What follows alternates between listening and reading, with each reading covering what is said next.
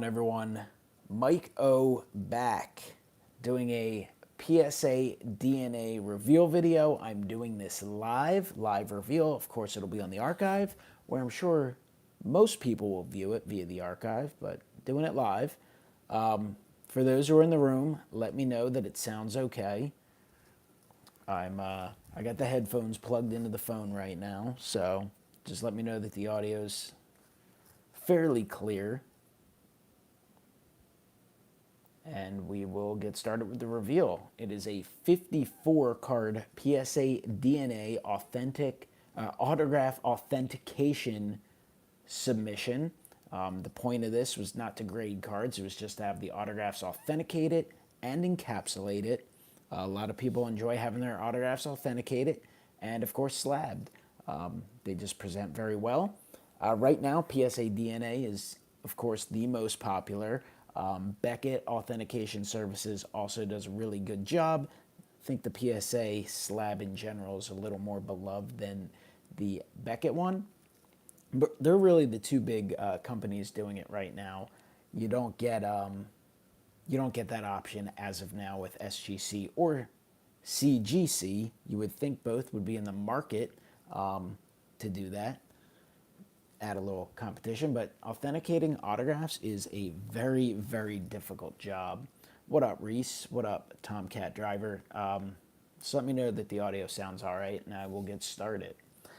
It's going to be a diverse mix of stuff. It's going to be mostly baseball, but there will be some football mixed in as well. A few celebrity pieces. We're going to have some signed packs, but mostly sports cards. One card did not pass authentication, unfortunately, but you will get a lot of Phillies cards as well. So we're going to get ready for the submission. Like I said, 54 cards. A few different people involved in it. I got a stack here to the left, and my buddy Nick as well. So we'll go with the small ones first. We got Nina S. Nina, unfortunately, your Joe Montana got an N4. Just questionable authenticity. Doesn't necessarily mean that it's not authentic, but it does mean that they weren't comfortable authenticating it. So I know Montana's tough. I had a Montana a few years ago that did not pass. So unfortunately, yours did not either. Good news is that your Pee Wee Reese did. This is a postcard. Pee Wee Reese, the great Brooklyn Dodger. Sweet looking postcard there. And these are just, were sent with the authentication. You can get your cards identified and authenticated along with the autograph. And that's where you get the details on the flip. But that is a little bit pricier and definitely a little longer of a wait. I mean, not that this was a fast wait. I want to say this was probably sent out in March and finally got back. Do have one more order out with them, but the Pee Wee Reese autograph authenticated for Nina. So that is Nina's submission. And then we have one card for Lee, who is Tomcat driver. And I know Lee's been very anxious for this Tony Gwynn for quite a while. Lee, thankfully, this sucker is encapsulated. It was authenticated. And very cool. Tony Gwynn, PSA DNA certified authentic auto. Tony Gwynn, obviously, Hall of Famer.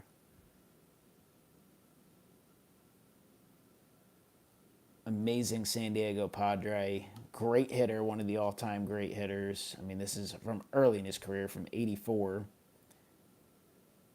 But he was already doing his thing, hitting over 300. 302 career hitter there, but only 149 hits. Absolutely awesome. And, of course, unfortunately, Tony Gwynn did pass away at a fairly early age, so he's one of those Hall of Famers.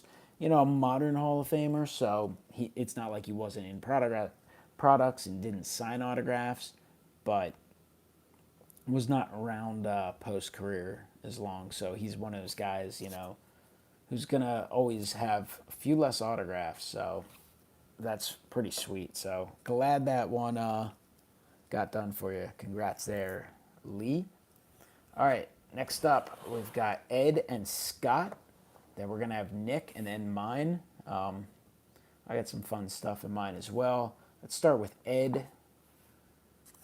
So he's got the John Herrnstein authentic auto. Also featured on the card, Richie Allen. So 64 rookie stars. Richie Allen rookie, the Herrnstein auto. So that's a cool one there for Ed's Phillies collection. Then Ed's got the Rick Wise. It's cool, Rick Wise. I don't think I have a Rick Wise in the collection. That's one I'm going to have to seek out at some point. Very cool. What's up, Thorson Collectibles? We got Phillies fan favorite, Manny Trio on the Coca-Cola Topps card. It's a nice signature there. Sweet blue auto there. Trio had a nice season in 1980 as the Phils went on to win that World Series.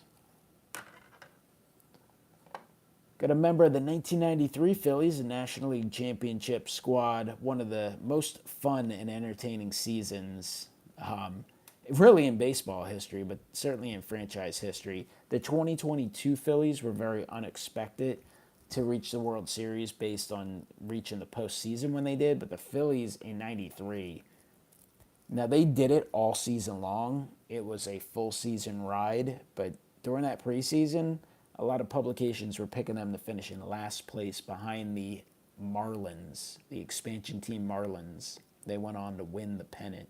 Kim Batiste was a really good role player for them.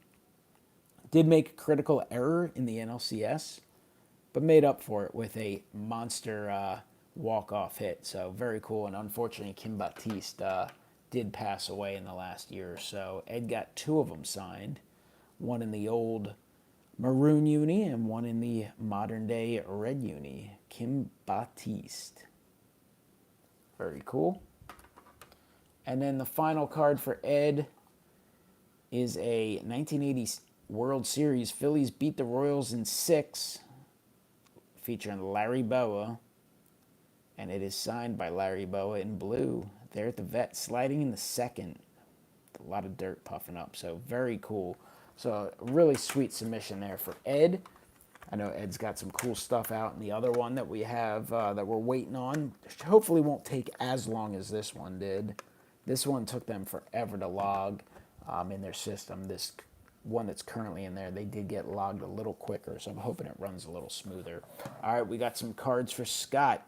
He is also known as Big Scott 35. Ed, by the way, is Wesker Griff. You can check him out on YouTube.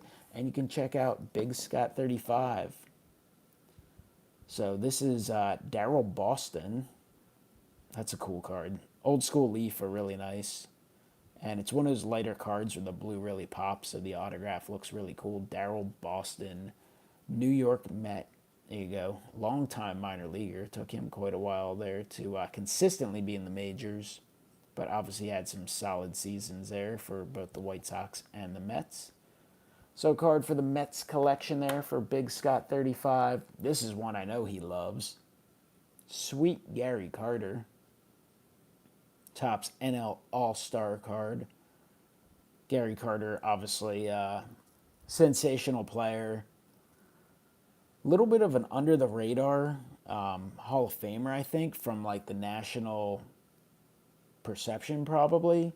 And even a little bit in the hobby maybe. But he is very well collected. There are a lot of big-time Gary Carter fans. But I feel like the hobby kind of, at least, I don't know, promotes him a little bit more. But really, I mean, top 10 catcher of all time, of course. Gary Carter. Right there behind Mike Schmidt in 85. Here's a legend of baseball in the wrong uniform. 1989 Topps John Kruk is a San Diego Padre. The Krucker. Really, really popular in Philadelphia. I think popular among baseball. You heard a lot about John Kruk, actually, this past weekend, All-Star Weekend. he always gets brought up from that at bat with Randy Johnson. I saw some clips of him talking about it. So the Crucker, hell of a character, and also a member of the '93 Phillies. Another Met here for Scott. It's Ed Cranpool. This is on a TCMA, which I like the TCMA cards. They're not or SSPC. Either way, they're just always nice looking cards and fairly inexpensive. But Ed Cranpool, nice image there. And final card for Scott is another Crucker as a San Diego Padre. It's a theme with Scott sending in his Kruk cards. Always as a Padre. I'm waiting for a White Sox card at some point. Probably never going to get a Phillies card from him, though. But John Kruk, 88 Donruss. So, cool card there. Nice submission for Mr. Big Scott 35. All right, we got a stack of cards here for myself. We got a little tease of the one up top. But before we get to that, we're going to get to Nick W. He's a web of cards. He's only got a couple regular cards here.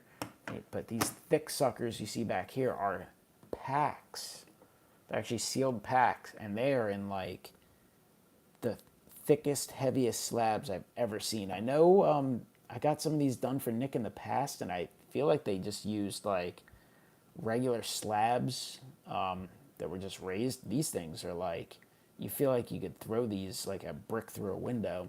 Anyway, this is a 1983 Fleer signed by Ryan Sandberg, as you can see on the flip. Authentic auto. So Ryan Sandberg. Great signer. All right, next one is Harold Baines. So that's on a pack of Fleer, 17 cards and 1 stick of gum. Harold Baines, PSA DNA certified.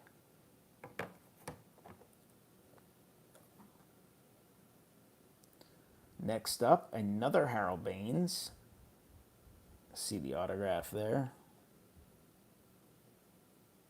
Signed pack of cards, man. I am bumping the camera all over the place. Trying to maneuver these slabs around. A little tough. Plus getting them on screen. All right, we got a Will Clark. It's an authentic Will Clark signature on this 87 Fleer. Will Clark, another great signer and a very, very popular player. Obviously, best known for his time with the San Francisco Giants. Of course, played with, Texas and St. Louis as well. All right, we've got a Bobby Witt Jr. auto, and this is Panini Elite Bobby Witt. It's from 2019. Got a little football action here, and it is George Kittle, great tight end for the 49ers. Best wishes, George Kittle. Andrew Luck featured on that pack of Elite. All right, couple golf packs. This is Jack Nicklaus.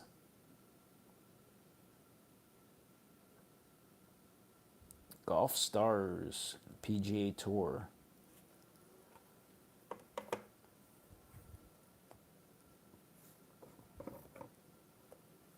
Got another Jack Nicklaus.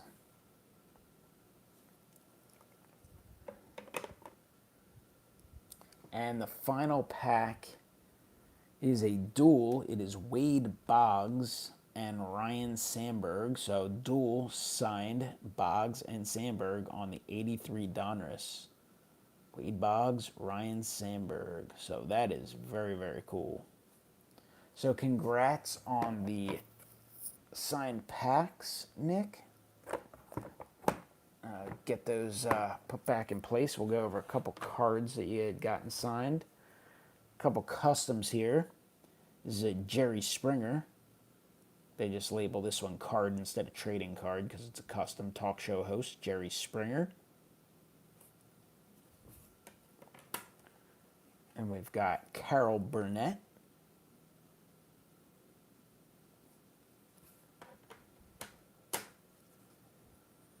Get another Carol Burnett. American actress.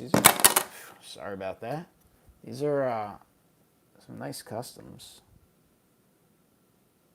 At least I think they're customs. Maybe they're just unlicensed. Rookies. All right, here's another Carol Burnett. And one more Carol Burnett. So, nice submission there for Nick.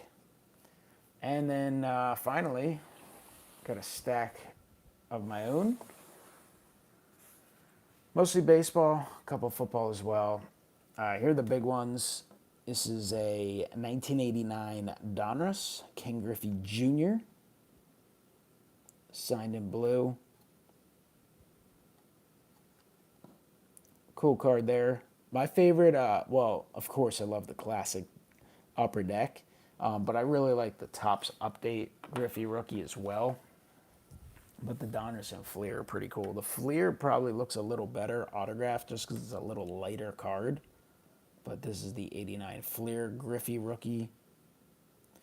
These are serial numbered. I guess they were done by some company, had him sign a bunch at some point. But I was able to pick these up, and I missed out on, I think there was Score, Topps, and one other card. And I really wish I would have gotten that Topps one because that's just such a sweet card. All right, Isaac Bruce, believe he's in the NFL Hall of Fame. Isaac Bruce, signed Bowman Chrome. And I think this one looks pretty good. Usually Chrome cards in person don't look as great. They're just a little darker and the autographs streak a little more. But this one doesn't look too bad. Isaac Bruce. Picked that one up raw at a local card show. Pretty cheap. Got a Robin Roberts, inscribed Hall of Fame 76. Very cool card there. This card was an exclusive to the Fan Fest out in San Diego back in '92. Maybe Lee was there at the Fan Fest. All right, here's another Robin Roberts. This card put out by Upper Deck. Nice card there, Robin Roberts. Here's a cool one here. It is Fernando Valenzuela as a Philly. Sent this one off to PSA DNA. Might have sent another one off in the other order, I forget, but I did send a couple also to BAS, Beckett Authentication Services. I did a Beckett probably back around opening day, I think. And they came back in about 20, 30 days. And I fully trust Beckett's autograph authentication. I like the PSA slabs better than Beckett, but I'll definitely consider using Beckett in the future. I think they're probably a little easier to work with doing some bulk orders. So I might consider that. I'm not sure how many more I'll be sending into PSA, at least in the near future, but we'll see. Here's a cool 2012 Topps Allen and Ginter Jim Palmer. For Jim Palmer, signed in blue. Love getting the Ginters back. It's just been a while. It's been hard to pick any up. Just also busy, and you got so many other things you're collecting. So I haven't made them a priority lately, but I used to always like to pick them up in the Archive Signature Series, and then getting them signed in person, which has become a challenge nowadays. I just don't do it much. There's not really any of the charity events anymore, and I just don't have time for TTM stuff. And then when I look to buy them raw, they're very expensive. Got very popular. Here's an awesome card. Love this one. 83 Topps Bob Dernier, signed in blue. Huge Bob Dernier fan growing up. Loved him. I guess it was his second stint with the Phillies. Came up with the Phillies here in the early 80s, and then he, and it's Kind of weird because obviously I wasn't around for the 80 team, but it's kind of interesting to think, he was actually part of the world champion Phillies. Granted, only 7 at-bats that year, but I believe he then went to the Cubs for a few years before coming back to the Phillies. Always loved his inside the park walk-off home run. Great memory as a kid. But sweet Bob Dernier, that blue autograph just really pops, so very cool. All right.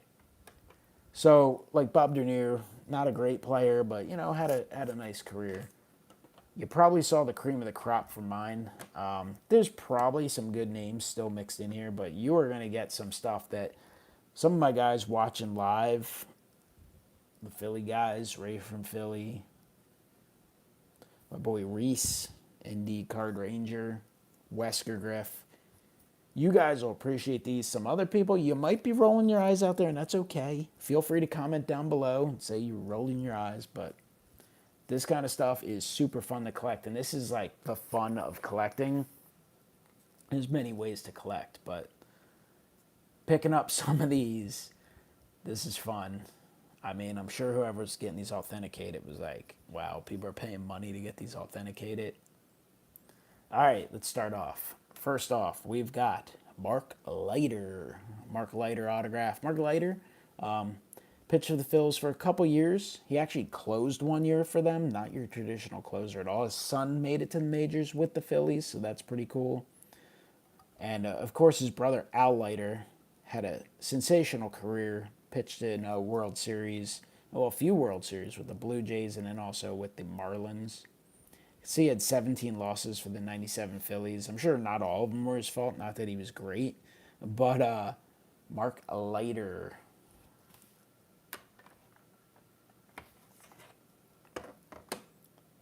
All right. This, yeah. Midre Cummings. This might be the very first ever slabbed Midre Cummings card. I don't know that to be any sort of fact. I did no sort of fact checking. I'm just making the assumption that not many human beings out there would even own a Midre Cummings card, let alone get it autographed, let alone actually send it in for authentication and encapsulation. So I got to be honest, I'm kind of shocked he was even in the database. So, Midre Cummings autograph card. There you go. All right, this one, I know Ed's going to jump through the screen. He's going to be very jealous. But it is a Jose Mesa autographed Acme trading card. And Nabisco sponsored this card. So, you got Nabisco, Acme, two very well-known places, food places in the Philadelphia area, and it's Jose Mesa, who for a very long time was the all-time saves leader in Phillies history. I believe the great Jonathan Papelbon broke that record, and hopefully at some point someone will break Papelbon's record. We'll see, but Jose Mesa actually had a really nice career, multi-time All-Star. I know he had some struggles there in Game 7 with Cleveland, but Jose Mesa. Here's a guy who died a few years ago, I believe, got sick, but Todd Froworth. This ain't the greatest looking card. I would rather have an action shot for some of his sidewinding stuff, but Todd Froworth autograph, and he even dated it, 8/19/89. You can see he was unbelievable in 87. 10 games pitched, 11 innings, didn't allow anything, 0 earned runs, and had the opposite in 1988 with an 8.25 ERA. So it balanced out to a 4.3 ERA. Career stats not terrible right there. Todd Froworth. These are all PC for life cards. All right, this guy was a member of the 93 Phillies. I'm personally working on the 93 Upper Deck set, team set, autographed and slabbed. Ben Rivera, he was the number 5 starter for the Phillies in 93. Really good that year, won 12 or 13 games, I believe. Didn't pitch much in the postseason because they didn't need all 5 starters, but Ben Rivera, he was a Brave, and the Phillies got him away. Had a couple decent years for the Phillies, and then injuries kind of derailed the rest of his career. We got Mike Grace. Mike Grace on the old school Upper Deck card. Mike Grace pitched a few years with the Phillies, and that was it. But as you can see, I mean, he was actually decent, 95, 96, 97, consistent. His ERAs, I mean, not a ton of action, 20 starts, but a 3.45 ERA. I think he was just another one of those guys who just at a certain point couldn't stay healthy, and then you end up finding yourself back in the minors, and you really can't break back through to the majors. I mean, that's why the average career is only so long. We've got Matt Beach. Matt Beach, I think, so one point, I remember as a kid, they were doing a charity auction at the stadium there at the Vet, and my dad and I guess we were trying to buy the Matt Beach game used jersey or uniform, whatever it was, mostly because he was one of the cheaper ones at the time, not well known, and someone cheated, and it was a silent auction. They signed the thing, they filled it out, after time expired. That was a whole thing. I think they sent an autographed baseball at some point. And then that memory was reignited when Ed actually got a Matt Beach autograph into his collection. So I said, well, can't have Ed have one and not me. So I picked it up, and he definitely had his struggles in Philadelphia. Matt Beach.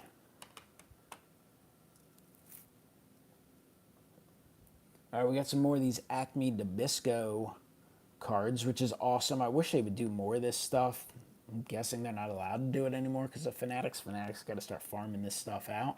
Spread the word. I mean, have cards come in, be available at supermarkets and stuff, so you just get people into the hobby. Anyway, Gary Varsho. So Gary Varsho, father of Dalton Varsho, current major leaguer, he played for the Phillies for a short period of time as a role player, and then he was a coach with the Phillies, and most people don't actually remember he was a manager of the Phillies. I think it was only for 2 games at the end of, I want to say, the 2004 season, where they let Larry Bowa go. I guess it leaked, or they made the decision, and Larry Bowa was relieved of his duties with a couple games left, and he managed the last few games. So he is and was a manager for the Phillies. Not sure what his career record is. I'd have to look it up. I think it's like 1-1 or something, but very cool, kind of a cool oddball card there. And most people, if you said, hey, name the last 10 Phillies managers, they probably wouldn't get him. This guy got off to a very, very rocky start in his Phillies career, but then actually pitched really well after it. Had one of the better years statistically as a reliever in Phillies history, Real Cormier. So this is a Nabisco Acme Real Cormier. And unfortunately, he is yet another Philly who passed away within the last few years, I think once again of cancer. It's happened way too much for former Phillies players, but Real Cormier autograph. So this guy was terrible as a Philly, but he did pitch really well for the Cleveland Indians in one of their pennant-winning seasons. This card was printed by Chad OJ and is not for sale. This was something that you would have gotten if you sent like a fan mail to him. But actually a pretty cool looking card, and the autograph looks good. I got this as part of a lot at some point. I did not get him TTM. I wasn't really doing that at the time. But Chad OJ, I'd have to look up his career stats. I'm assuming they weren't very good, but I remember the Phillies signing him after some postseason success in Cleveland. And as usual, at least back in those times, the free agent signings generally did not work out. All right, we got a Lenny Webster autograph, old school Upper Deck. He was backup catcher for a year or two. Out of the minds of most people. Ray from Philly, do you even remember Lenny Webster? I feel like most people probably don't. But Lenny Webster, backup catcher for the Phillies during the 90s for a season. We got Toby Borland. I feel like Toby Borland's best known for being on the mound during a bench-clearing brawl at one point. I don't remember what team it was offhand, but I feel like at some point someone spiked him in the stomach, tore his jersey, and he was bleeding. Maybe I'm making that up, but I kind of want to look that up now because I'm pretty sure that happened. This is an Upper Deck gold parallel Toby Borland autograph. And I don't remember if it was Toby Borland or someone else. I feel like it might have been him who became a mayor at some point of like a small town in some rural area. But I got to look into this stuff. I should know it right off the top of my head. What former Phillies first hit was a grand slam? Jim Command. Pretty sure Chase Utley was too, wasn't it? All right, here's a utility guy for the Phillies, also for the Marlins for a while. Alex Arias. This is a cool looking Pacific card. So an Alex Arias autograph for the PC. Got a lot of pitchers in here who weren't all that good, and Mike Mims is one of those guys. Mike Mims pitched with the Phillies. You can see in 95, actually not bad in 95, 9-7, 4.15 ERA, but not a lengthy career. Michael Mims. Those 90s teams, a few of those years, they actually had a really good offense. The pitching just overall, they didn't have enough. So Mike Mims. We got 23 people watching live. I don't know how many people stick with this in the archive, but I appreciate you guys watching live. All right, we got a Paul Bird. Paul Bird, this is just like that Chad OJ, something that the player had made up. So Paul Bird kind of got the short end of the stick at a certain point. He was a replacement player, had a tough time, finally got back to the big leagues, and obviously was having some success with the Phillies. Had a really good start to his season in the late 90s. Made the All-Star game. I think it was 99, actually. It was the one at Fenway Park. He actually made the All-Star game, and kind of one of those guys who, beats the odds, makes the All-Star game. And I remember being really disappointed. He did not get into that game at all. You'd think they'd bring the type of pitcher in, even to face one batter or something. He just did not get that chance, which was disappointing. This card looks great, signed in blue. Inspired to pick up the Paul Bird, also from a pass submission from Mr. Ed there. All right, we got 3 more cards. One is Ricky Botalico. He is very well known now, doing his post-game analysis and commentary, and does sports radio in Philadelphia. Ricky Botalico. I know him best from his time pitching with the Phillies. He was the Phillies representative in the 1996 All-Star Game, which did take place at Veterans Stadium in Philadelphia. Looking forward to the upcoming All-Star Game in 2026, which will be taken in Philadelphia. Hopefully the Phillies will have more than one representative. We will see, but Botalico pitched a shutout inning in that All-Star Game as the National League won that game, I believe, 6-0. And at one point, like, the NL just broke like a 10-year drought, 11-year drought, whatever it was. But 96 at one point, that was the National League's last win, and I think they had lost another 10 or 12 years in a row after that, something crazy. But really sweet Ricky Botalico autograph. All right, we got Roger McDowell. Roger McDowell pitched well for the New York Mets. I mean, well known for some years with the Mets. Obviously, a big part of the bullpen for the '86 Mets, the world champions. Then ended up pitching very well for the Phillies for a couple years before being traded to the Dodgers. I believe he made an All-Star game or two, not as a Philly, but good pitcher. Also made famous from spitting on Kramer and Newman in Seinfeld. So another cool fun fact. I mean, technically you can consider this a Seinfeld memorabilia card as well, or a Phillies card, or, just a baseball card. But big, crazy signature. McDowell was kind of a wacko, though. If you watch some of the Phillies' old home companion videos, definitely a jokester, prankster, did a lot of funny stuff on there. He was also a weirdo signing autographs. I remember distinctly as a kid getting autographs and with other groups. He would bend cards in half for certain people, and he would sign them upside down. He would sign over the seams in baseball, on baseballs. Like, I don't know. He just did crazy stuff. But sometimes he would sign them perfectly fine, too. Maybe just certain people he decided he didn't like. I don't know. But I just remember witnessing him do that. But this card looks great. So, Roger McDowell. All right, and we got one final card. I know Ed is disappointed. I did not have a Von Hayes in this order. I do have piles of Von Hayes, though, in the collection. This one I know a certain YouTuber will be very jealous of, but this is a very cool card of a guy who wasn't a very good baseball player, to be honest. This is a 1990 Upper Deck authentic autograph of none other than Steve Jeltz. We got Steve Jeltz on the 1990 Upper Deck. Most people in the YouTube community probably wouldn't know who the hell Steve Jeltz was if it wasn't for Pepino Man. Steve Jeltz, middle infielder for the Phillies, shortstop mostly. Very light hitting, as you can see. Did not homer in 85, did not homer in 86, did not hit a homer in 87, did not hit a homer in 88, and then boom, that surge of power in 89 with 4. So, and he hit 243, so one of his best offensive years there. But Steve Jeltz, honestly, what in God's name was the authenticator thinking at PSA when he got a Steve Jeltz card? I don't know, but you know what? This is why collecting's fun. Listen, it's an expensive hobby. I think all of us to some degree care about the value of our collection. We may not all be obsessed with it, and that's probably not why the majority of us collect. You're aware of it. You put time and effort and money into something. You want it to have some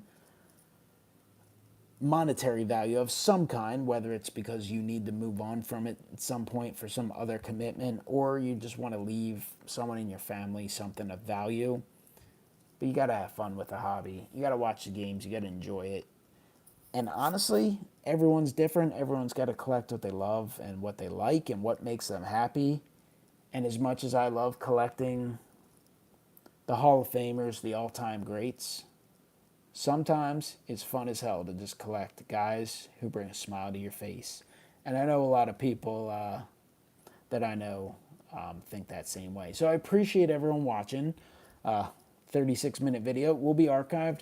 If you guys watch live, I would appreciate you popping into the archive and posting a comment, hitting the thumbs up button, helping me out a little bit. I need to start getting more videos out more consistently. I have plenty I could do. I will be back hopefully in the next few days with a mail day with some stuff I picked up. Gonna do kind of a eBay what's been selling type of video one of these days, and you know, some box breaks, stuff like that. But always love doing the grading submissions. Hopefully we'll have an SGC one back in the fairly near future, and of course I'll be doing some CSGs, and eventually another PSA DNA will come back. Appreciate all of you guys taking some time out of your day to hang out, to watch it live, and to support the channel. Have a great night.